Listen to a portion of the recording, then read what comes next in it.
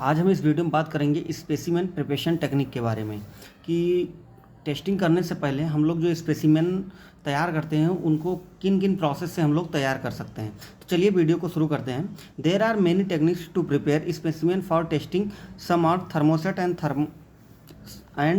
Thermoplastic material. मतलब specimen तैयार करने की बहुत से प्रोसेस हैं, जिसमें कुछ थर्मोसेट के हैं, कुछ थर्मोप्लास्टिक के हैं। तो specimen preparation for thermoplastic material, सबसे पहले हम लोग देखते हैं specimen preparation for thermoplastic material में थर्मोप्लास्टिक मटेरियल का हम लोग स्पेसिमेन कैसे तैयार करते हैं। तो चलिए देखते हैं।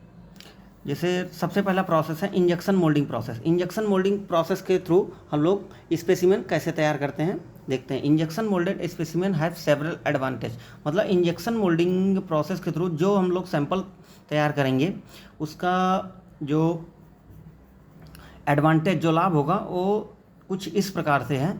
High orientation, good surface finishing, improved specimen geometry, free from wides, good dimension stability and accuracy in injection molding product found in high pressure, so specimen are highly oriented।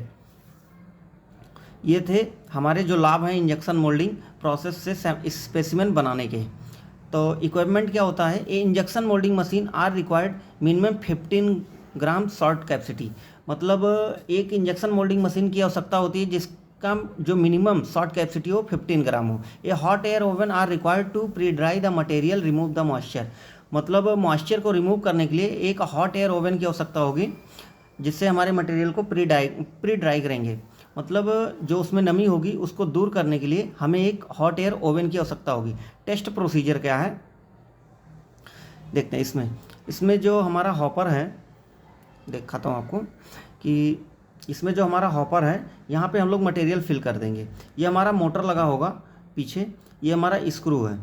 Screw को हम लोग रोटेट कराएंगे। ये हमारा band heater लगा हुआ है यहाँ पे 3, ये हमारा हीटर लगा हुआ है और स्क्रू को हम रोटेट कराएंगे। जब हम रोटेट कराएंगे तो हमारा जो यहाँ पे ग्रेनुअल होगा, ग्रेनुअल फॉर्म में जो मटेरियल होगा वो हमारे स्क्रू में आएगा।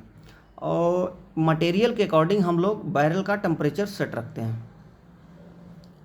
मटेरियल के अकॉर्डिंग हम लोग बैरल का टेम्परेचर सेट रखेंगे। टेम्परेचर सेट करने से क्या होगा, मटेरियल स्क्रू हमारा घूमेगा, घूमने के बाद हमारा मटेरियल बैरल में आएगा।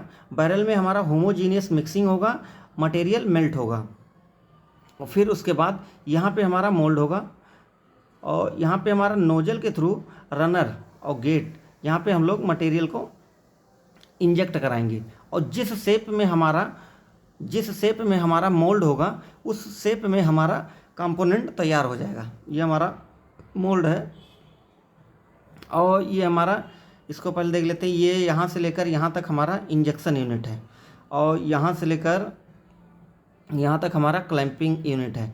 ये जो हमारा होगा ये मूवेबल पार्ट है, ये स्टेबल पार्ट है, ये स्टेबल रहता है। मोल्ड ओपनिंग में केवल ये पार्ट हमारा पीछे जाता है। मोल्ड ओपनिंग में खाली हमारा ये पार्ट पीछे जाता है ऐसे। और फिर यहाँ पे हमारा नोजल है। नोजल हमारा जो है लोकेटिंग रिंग से कनेक्ट होता है। यहाँ पे लोकेटिंग रिंग लगा होता है हमारे मोल्ड में। जो अलाइनमेंट होता है हमारा नोजल और मोल्ड के रनर का, वो स्प्रू का अलाइनमेंट करता है वो लोकेटिंग रिंग। ये हमारा बैरल है। यहाँ पे हमारा जो प्लास्टिक मटेरियल है वो मेल्ट होता है। फाइनली जब हम इंजेक्ट करा देते हैं मटेरियल को मोल्ड में मटेरियल इंजेक्ट कराने से हमारे इसमें कूलिंग चैनल लगा होता है हमारे मोल्ड में, जिससे हमारा प्रोडक्ट जो होता है वो सॉलिडिफाई होता है, ठंडा होता है। और ठंडा होने के बाद में हम मोल्ड को ओपन कर लेते हैं। मोल्ड को ओपन करने के बाद हम कंपोनेंट को निकाल लेते हैं और जैसे कंप्रेशन टेस्ट करना है तो हम डंबल शेप में, रेक्टेंगुलर शेप में हम लोग सैंपल को प्रिपेयर करेंगे।